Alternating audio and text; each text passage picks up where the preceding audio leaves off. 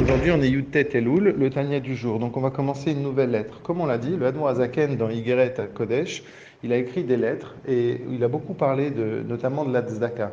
Là, c'est une lettre qui est adressée à une communauté spécifique et qui va parler aussi de la Tzedaka. En fait, dans cette communauté, eh bien, ce qui s'est passé, c'est qu'il y a eu un problème d'argent, les gens ont commencé à perdre leur parnassa.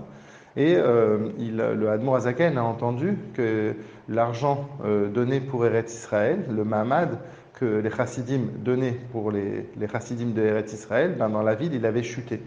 Et donc, par rapport à ça, il leur écrit justement cette lettre. Et ce qui est très intéressant, c'est que l'Admorazaken leur dit que d'abord, il les considère comme ses frères et comme ses amis, et qu'il leur dit qu'il connaît bien leur situation financière à chacun, que même certains, pour vivre, ils ont besoin d'emprunter de l'argent pour pouvoir vivre.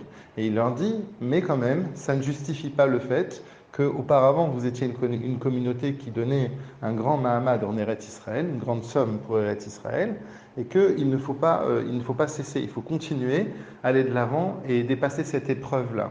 Et ce qui est intéressant, c'est que l'Admorazaken explique justement l'idée. Il dit normalement, il y a un klal normalement qui dit Chayecha Kodmim. Ta vie, elle passe avant. Normalement, on aurait pu dire au Admorazaken, non mais voilà, ils sont dans une situation qui quand même financièrement est compliquée. L'Admorazaken, il dit non, quand est-ce qu'on dit que ta vie, elle passe avant? C'est que dans un cas précis où, par exemple, deux personnes sont dans le désert et ils ont juste une quantité d'eau qui est suffisante pour que un des deux puisse vivre. S'il y a un partage entre les deux, alors à ce moment-là, les deux ne vont pas arriver à survivre. Alors là, la Torah, elle dit Chayecha Kodmim. Quand il n'y a pas assez pour deux, il n'y a que assez pour un, sinon ben, la personne ne peut pas survivre. Alors là, donc le Admorazaken, il dit ça ne rentre pas du tout dans ce cas de figure.